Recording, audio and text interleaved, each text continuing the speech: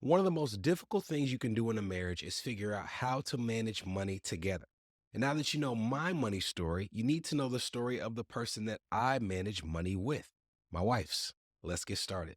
Let's get some money. You're watching a live recording of the New Money, New Problems podcast. Subscribe now at newmoneynewproblems.com/podcast. That's newmoneynewproblems.com/podcast.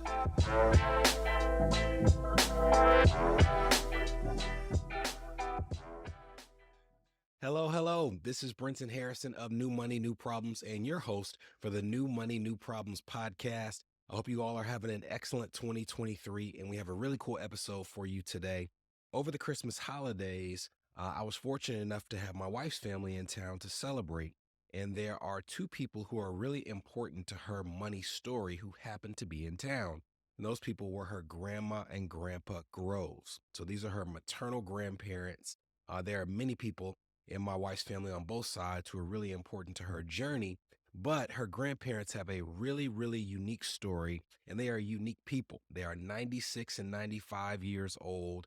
And on New Year's Day of this year, they celebrated 75 years of marriage together. They come from radically different backgrounds, and I think it'll be a really cool story to tell to inform you of some of the things that Lene brought into our marriage and some of the things that we use in terms of lessons from them with how we manage money together. Now, I will tell you, you are going to be listening to a recording on a couch that had four generations of people on that couch. There were Lene's grandparents, my wife, her siblings, my mother-in-law, and even my 4-year-old son, who you will hear at points running around in the background. So it's a little crazy. For the first 10 minutes or so, the audio is a little wonky, but if you stick with it, you can hear. And after about 10 minutes, those levels will level out. But this is a really cool episode. So the next voice you hear will actually be that of my wife introducing herself for the first time on the New Money, New Problems podcast. I hope you enjoy it. As my husband mentioned, I am here with our family, and my name is Lene. I'm Brenton's wife, and I have my family here for the holiday season. I'm going to allow each individual to introduce themselves and their relationship, obviously, to myself and Brenton. So, my name is Lene. I am Brenton's wife. My name is Albert. I am Linnea's older brother, Brenton's brother-in-law, and I am the oldest grandson of the clan on the couch. Hi, I'm Darlene. I am Lene's mother, and I'm Brenton's mother-in-law. Do you want to introduce yourself? No. Okay. Hello, I'm Albert. I'm Darlene's father, and I'm Lene's grandfather. And I just turned 96 years old January the 1st. I'm Catherine, and I am a grandmother, Darlene's mother. I am married to Albert, and we've been married 75 years. My name's Brenton Harrison, and I am 4 years old, and me and Mommy was playing in the kitchen, and we're putting glasses on, and we was riding. Okay. And my name is William. I am the youngest grandson, Brenton's other brother-in-law. Brenton has had a chance to share some of his origin story. And for my portion of the episode, I really wanted to be able to share my origin story, and that really starts specifically with my grandparents. So I think collectively all of our money habits are influenced by them. As they mentioned, they are 96 and 95, or soon to be 95. They've been married for 75 years. And I think that they definitely set the tone for how our collective family manages money. Grandma and Grandpa, I'm going to direct this to you. Do you mind sharing, tell me about your parents, your family, where you guys grew up, and specifically what your parents did for a living, and if you can give some context to the year. I'm Albert, and I was born in Denver, Colorado, in the year of 1927, to Walker and Beatrice Groves. I partly grew up in Denver, and I spent 2 years in Kansas, in a little town called Nicodemus, Kansas. That's a black colony in Kansas. My mother was born in Sunflower, Mississippi. My father was born in North Little Rock, Arkansas. And growing up, we lived in Omaha because my grandfather brought his family there as he was an evangelist minister. And my father, when he first came to Omaha, worked in the smelters, and my mother was a domestic. All right, so born in 1920s, both of y'all don't get to talk to people born in 1920s, right? I'm wondering if you could, and if to give the audience a little backstory, my grandfather was an orphan by the age of 13, and my grandmother had a lot of family members, and so their experiences back in the 20s and 30s is much different from each other. And so I'm wondering if you can help give a little story on how your family handled money back then comparably to each other. My father was raised in a little town called Bogue, Kansas. After he grew up, he moved to Denver. And my father worked for the city and county of Colorado on the highway. They were just developing the highway from Kansas to Colorado. He was also raised up as a farmer. Later on in his years of life, he moved to a little town called Wiggins, Colorado. In Wiggins, Colorado, he met a farmer which he helped stack hay for him. He would go out into the fields and rake up hay, and we called back in those days, he would make a haystack. Most of the time, my father handled the money and paid the bills. After he passed away, I had my stepmother. First of all, she sold everything that we had. She sold the car, she sold everything that was in the house, caught the bus, and she brought us to Denver and went to my grandmother's house with my brother and I, put our suitcases on the front porch, knocked on my grandmother's door, and when she opened the door, she says, "Here's your grandchildren." She left that front door with her two stepchildren standing, looking, wondering what was going to happen next. My grandmother said, "I'm too old. I can't take care of them." She didn't pay any attention to what my grandmother said. She just turned and walked away. I never saw her until I was fully grown and had finished school. That was the thing that was hard, the hardest thing in my life. So you're orphaned at 13. I understand that when your grandmother wasn't able to take care of you, you lived with your aunt and your uncle. And your first job was working at a Walgreens. Do you remember how much you were earning at the time? And did you use that for living expenses? Were you trying to save towards like moving out on your own and having some financial independence? I really don't remember how much that job paid. I went to school from 8:15 to 3:15 in the afternoon. I got out of school at 3:15. I worked in that drugstore from 4 o'clock to 11 o'clock at night. Went home, went to sleep, didn't have time to study my lessons, got up the next morning, went to school, didn't know any more the day that I left school, the day that I went back to school. I never had an opportunity to study because the only thing you can do is work and sleep. So I decided when I got to the 10th grade, there's no point in me getting up, going to school, and not learning anything. I quit school. My uncle had a coal company. He had a 5-ton truck. I would take that truck at the age 15 or 16, and I would drive 35 miles and pick up a ton of coal and bring it back to the coal company. 15 years old, driving a truck, no driver's license. But I would pick up that coal and bring it back to the coal company.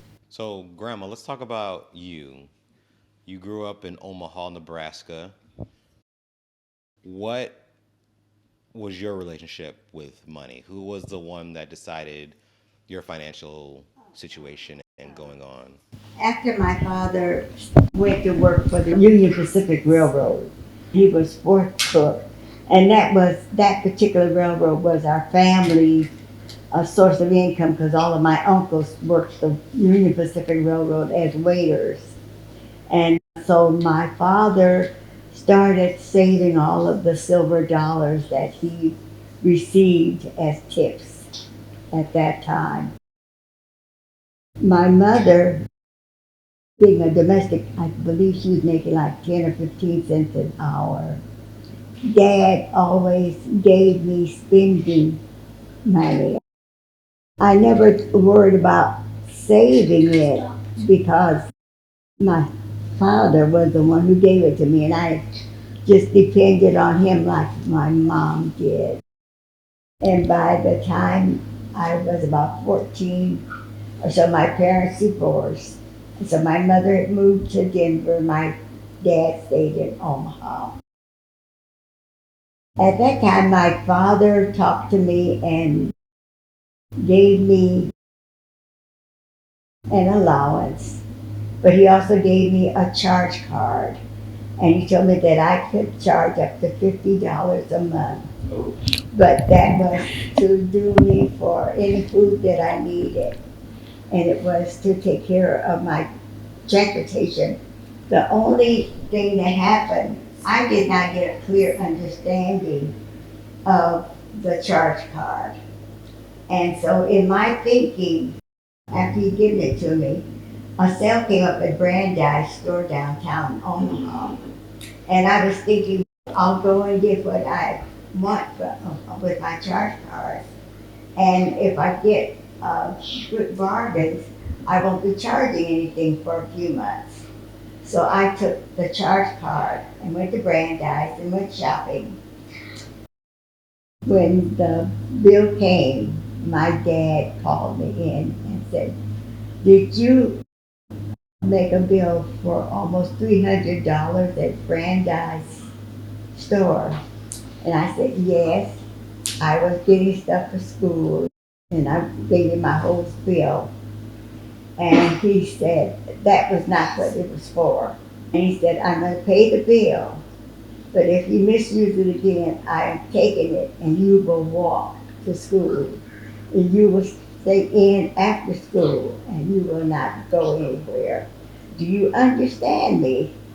And I said, "Yes, I understand. Yeah, I understand."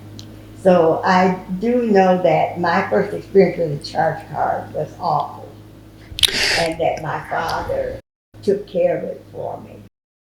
Was there ever a time, either growing up, either with your friends or people around your neighborhood, where you would have money to go to the movies, but they didn't? Yes, but we were a close family, and I had cousins that I saw every day. I lived 2 blocks from my grandparents. So I saw my grandparents every day going to school, coming from school, and I saw my cousins. One, Margaret, and I were 3 months apart. And so if I wanted to go to the show or anything, Margaret went, and I made sure that I paid for her. I was taught to be generous with what I had. My dad, he made sure when he died that he left me an inheritance. And his a word to me about that was that I was to use it for my children and their children's children. He was generous, but he was not reckless with his money. He made sure that I was well taken care of. This is the New Money, New Problems podcast, a show for successful professionals searching for the tools they need to navigate financial opportunities and obstacles they've never seen. We'll be right back. Are you wondering what new money problems you might be overlooking in your financial life? If so, we've got great news. We've crafted the New Money, New Problems Gap Finder to identify potential weaknesses in your finances in areas ranging from budgeting, investments, insurance, and even the threat your extended family's finances could pose to your household. Please head to newmoneynewproblems.com/gapfinder to complete it today. Again, that's newmoneynewproblems.com/gapfinder to take the assessment.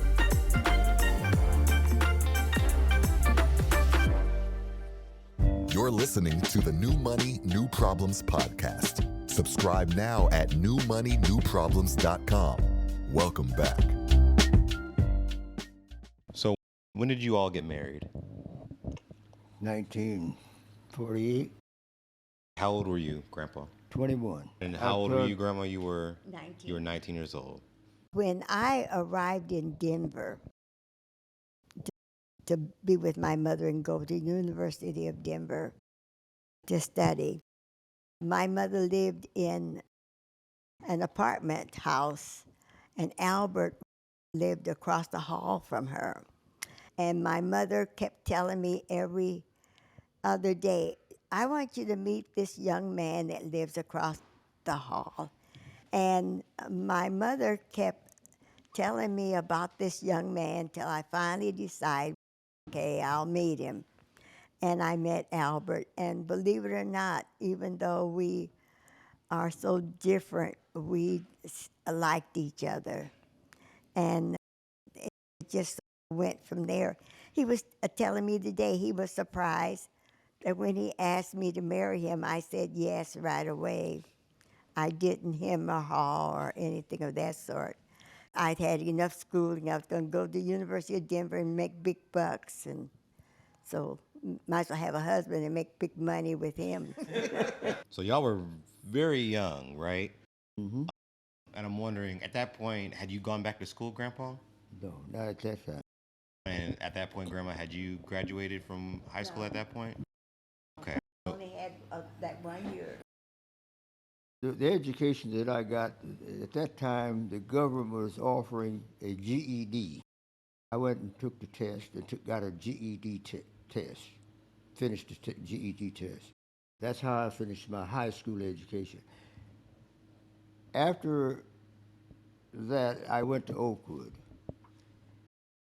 I took classes there, and after we had taken our classes and Albert had graduated, then they asked him if he would teach school in New Orleans. And he agreed. And so there were a teacher that taught grades 1, 2, 3. I taught grades 4, 5, and 6. Albert taught grades 7 and 8 and was the principal. And so we did that down in New Orleans. Okay. So after I left there, I went back to Denver and I started working as nurse's aide in Mercy Hospital, which is no longer there. And I was working nights because I had a family. And I had a couple of doctor friends that told me that I should take the RLPN test. So I took the test and passed it, and I became an LPN. And then Dr. John Davis told me that I need to go for my RN. But at that time, I had started working for the federal government, and I was making about $600 a month, which was considered good money then. And so I didn't see the point in my quitting. But then the government closed that base, and when they did, I got 2 years of unemployment from the government. That was almost what I made. And Albert and I, we talked about it. And I told him I would save all of my unemployment and go back to college and go to nurses training. I was putting my money into the savings account, and we were using his money to pay the bills. And he came in one day and he asked me if I wrote a check for $25 and didn't put it in the checkbook. And I said no. And he said, you had to because I didn't do it. So I said no. And he asked me again, and I said no. So Darlene and I, we were sitting at the dining room table, and I told her, I have a test tomorrow. I better go to the library. So I told Albert, I said, I'm going to the library, and I'll talk with you later. So while I was at the library, I got to thinking, I need to probably change this. So that evening, I asked him, why don't we open up me a checking account, and then you won't have to worry about who's spending the money in the checkbook. And he thought about it, and I said, give me $100 a month to spend, and we'll go from there. And so that's how that's set up. And after I had the 100 a month, then it worked so well for us that when I got through nurses training and had my own job, I could put my check in my own checking account. And it kept him from having to worry about the checks that I wrote or did not write and did not place in his checking book. Oh yes, after I had made all those changes, he found out about a month later that he had written the check for $25 and he had to apologize, which he did. I'm so sorry, but because I couldn't study at home with him asking me about the $25. And of course, in those days, that was considered a fair amount to waste. So, Grandpa, Okay, at what age would you say that you learned the value of money? you don't really value money until you get to be a certain age. Then you value money. If you're young, you spend it. When you start getting old, you value it. You want to have so much in the bank. You want to have so much in your pocket. You value money. When you're young, you don't value money. If you see something that you want, you go buy it. You don't think about saving it or putting it up for a rainy day. If you see it, you want it, you buy it. But when you get older, you start thinking about, I need to put this up for another time or a rainy day, or maybe I may need it, or something breaks down, your car breaks down, and you don't have to go out and ask somebody to help you or borrow enough money to pay to have the car fixed. That's what you save your money for, so that you don't have to go either wonder, how am I going to pay that bill? I look at my bills and see what my bills are going to cost me during the month. I look at my check and I said, well, I can save this amount out of my check every month. See? And I try to put aside. I don't bring the money home. I have the state to take the money out and put it in a checking account, or put it in a savings account for me. Because if you bring it home, you're going to spend it. If you get a raise, money that you didn't have before, you'll spend that money. But if you take it and save it, or not even bring it home, then you've already made or paid the bills off of what you were making. Why get a raise, take that amount of money home? Put it up, save it. Why is it important, even at 96 and 94 years old, to save? When my father died, I got $10. Think of it. Your dad has worked all of his life, lost his life, and what he had left, you get $10. It's a different feeling for me. I guess when you go through hard times, and you've been through hard times, and you know how you were raised with no money, not an extra dime to buy a slice of bread. You think about those times. You don't want your children to be able to go through the same problems that you had when you were coming up. I want them to have something. So when I'm gone, they can say, Dad left this for me, or Mama left this for me. And you'll appreciate it. All right. So you guys officially have been married for 75 years. I know when Grandma said when you initially got married, you guys didn't have much, but as you have accumulated assets, resources, how do you think your relationship with money has evolved over time, even with separate accounts? How often do you adjust the relationship that you two have for money over the course of literally a lifetime? How has that changed? The main thing is how you view money. I have a different perspective of money than Albert does. Albert values money. As a matter of fact, I asked him once, how much do we need to save for you to be comfortable?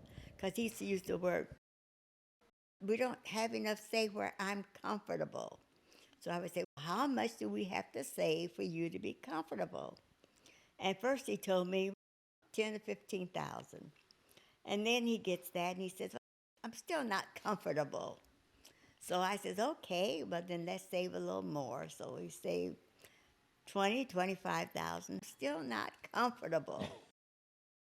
Now, I don't have to go through a comfortable because I've never had a time when I didn't have. If I went hungry, it was because I just didn't eat a meal. And I don't know what it would be for someone who would like to have a meal and eat beans and hamburgers every day. I do take into consideration his background versus mine and try to blend it. But I also try to make myself as comfortable too. I don't want to be upset with him because he worries about money. I just want him to worry about his own money and then let me have some that I don't have to worry about. So that's the main thing. But money is very important to Albert. Very important. I think of my dad.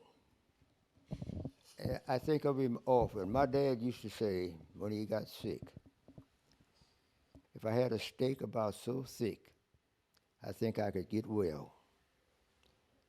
All my life, I've thought that running through my mind. I thought if just a steak would get him well, but he didn't have enough money to buy him a steak. I said, if I ever get old enough and get enough money, I'm going to buy my dad a steak. Never got to that point. But I think it filtered into me, always have enough money to buy a steak. My dad. As I said before, I wanted to walk like him. I wanted to talk like him. I wanted to smoke cigars like he smoked them. And I almost died trying to smoke a cigar. I wanted to be just like my dad. My dad was my idol. I love that man. Didn't get a chance to let him see me grow up and be somebody. There's one thing in our life between my brother and me. Everybody in the family had a mother and a father in the home. We didn't have a mother and father. Family said, those boys won't amount to nothing. some things that have been said that just make you cringe, boy. Somebody said they're not going to amount to nothing. That's why both of us went to college. That's why both of us went to service. We could sit down and talk to each other and say, they don't think we can make anything. Let's make something out of our lives. I guess that's the thing that drove us, that has driven us to the point we are today. Making something out of your life. Do you feel like after 75 years of marriage, any of grandma's spending habits have rubbed off on you a little bit? Do you feel like you might be a little more inclined to splurge? Or does it always have to be for a function or a bill? Let me say it this way. Money isn't tied to what I do. I like money, but money doesn't stop me from doing what I want to do.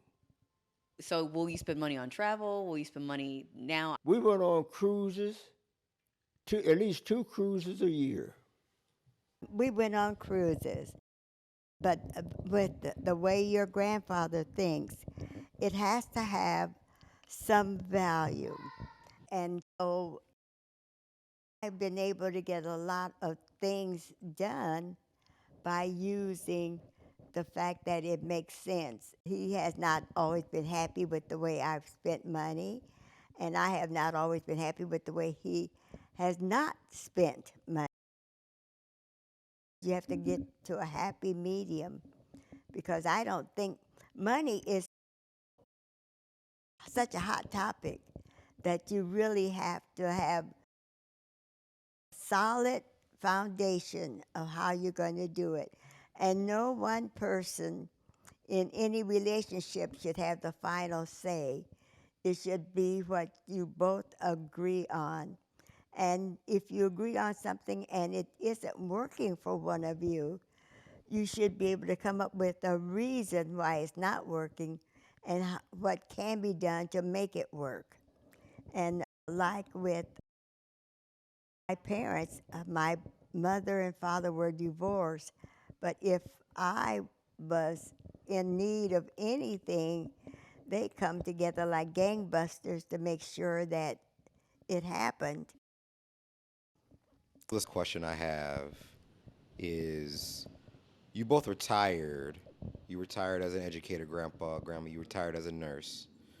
But that wasn't the end of your work or bringing in funds. Grandpa, you started your own business as a brick mason. Grandma, you started doing contract work with Head Start and other places. So if you could talk about your post, quote unquote, career and how you incorporated that income into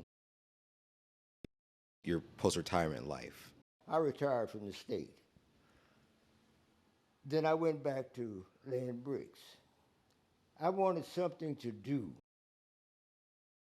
I couldn't come home and sit down and look at that idiot box all day. I had to have something to do. So I went back to laying bricks, my own company. And how did you start your own company? How did that work? A guy bought some land, and he was building a house. He asked me to lay the bricks on his house. He built one house. I laid the bricks on that one house. He brought another house. I laid the bricks on that house. He bought 2 houses. I laid the bricks on both of his houses. Believe it or not, I had 2 or 3 months ago, a guy called me and asked me to come and lay some bricks. I said, man, I'm too old to be laying bricks. I said, no, I don't lay no bricks. Call me, ask me. I said, I got a little job here. I need brick. I said, man, I don't lay no brick anymore. I said, I have all my tools in the shed back there. I'm not laying any bricks. But when I quit working, I had something to do. The biggest brick job I'm proud of is the room that I put on the back of the house. I'm proud of that room. I sat back in there and look around and say, I did this. That makes you feel good. Yeah. Say, I did this. We've had an opportunity to learn more about your relationship with money, your parents' origins with money, how that influenced your habits. What do you want your legacy for us to be as your children and grandchildren? What is your legacy to our family with money? Don't spend every dime you get your hands on. We won't, Grandpa, I promise. Too late. Grandma, do you have any lessons that you want us to take? As far as I see with money, you want it to do some good, not only for yourself, but for others. You want it to be where you can take care of yourself and your family, and that you can also help somebody else. That's really important. But you have to come to an agreement, because if you come to an agreement and your husband or the wife is unhappy, you're not going to enjoy that money, because there's going to always be some little something about it that's not quite right, or there's always something for someone to argue about. I don't think we talk about money too much. The reason why we don't talk about it that much, we've already gone over the hard knocks. The hardest thing was sitting down and deciding how much we were going to save, how much we were going to pay for a house, how much we were going to pay down, and all of those kinds of things. What area we're going to live in and what school we want our children to go to. And so we've done that hard stuff. See? And so after you get through that, when you get 90, what else is there for you to do but sit back and eat and watch your favorite TV shows and go to church? Thank you for joining in for the New Money, New Problems podcast. Again, my name is Lene. I am Brenton's wife, and I want to thank you for joining us for my money story with my family here. So thank you to everyone who participated and asked questions, and thank you for your time. Join us on the next episode of the New Money, New Problems podcast.